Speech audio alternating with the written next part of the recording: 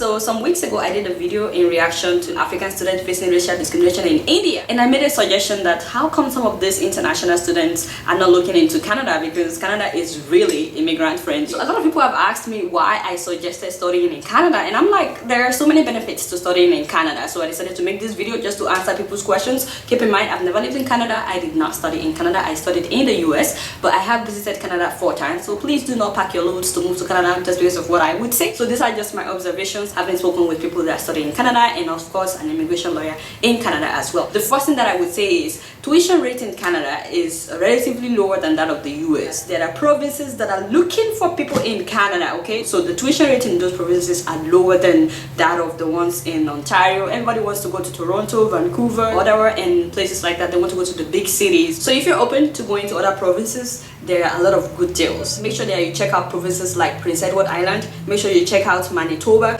check out Nova Scotia, Newfoundland and Labrador, New Brunswick, Saskatchewan. I hope that's the right pronunciation. As a matter of fact, when I was doing the research for this video, I found a school called University of Saskatchewan. When I looked at their tuition rate for international students, I found some ridiculous tuition rate for graduate programs. I found programs that are like 1,900 plus for international students, Canadian dollars. I'm like, shut up.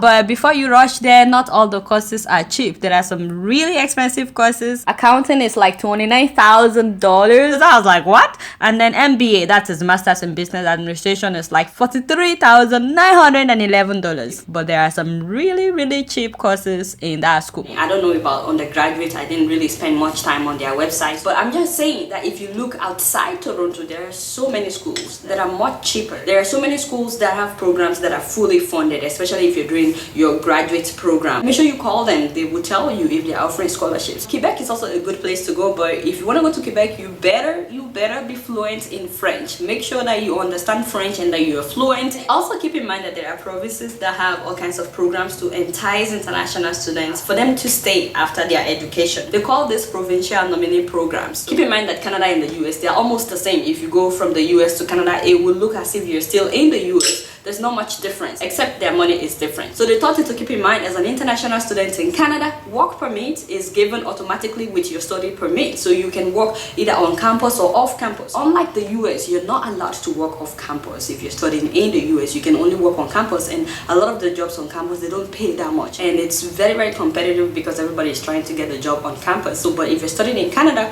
voila, you're able to work off campus. I'm like, shallow. The fourth thing to keep in mind is that it's very easy to get your permanent residence in Canada. They call it PR. That's like the equivalent of green card in the US. So you will get your work permit as a student to work on or off campus, but after 2 years of living in Canada, you can apply to be a permanent resident, and it could take up to a year to process. For some people, it doesn't take up to a year. Once you become a permanent resident, you can get the free healthcare benefits that all Canadians are getting. By the time you live in Canada 4 years after that, you can become a citizen, and you know, being a citizen comes with a lot of benefits. Another thing to keep in mind is that Canada is very family friendly. So if you're there doing your graduate program, you can bring your family with you. Of course, education is free for elementary school, middle school, and high school, which is the same here in the US as well. But Canadian schools are usually in the top 10 in the OECD's reading, math, and science tests, and American schools are like the 17th. Here you understand, of the 65 countries that participate. So Canadian schools have always been in the top 10. If you're a male and your wife is pregnant in Canada, she can get up to a year of maternity leave. As a matter of fact, both the husband and wife can share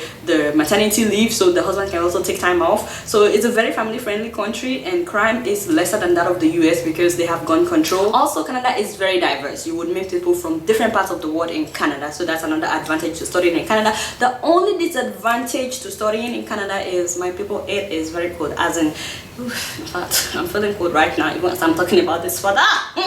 It is very cold in some places in Canada, I'm telling you. So you better be prepared. So that's all I have. I hope you guys like it. Make sure you click the video that I did about the advantages of living in Canada, you know, in general. Keep in mind that taxes can be really high in Canada. I think that's it. Alright guys, thanks for watching. I have really enjoyed coming into your space today. So make sure you leave a comment below, especially if you're living in Canada. We would like to know what life is like if you're living in Canada or you're studying in Canada. Don't forget to subscribe. Peace out.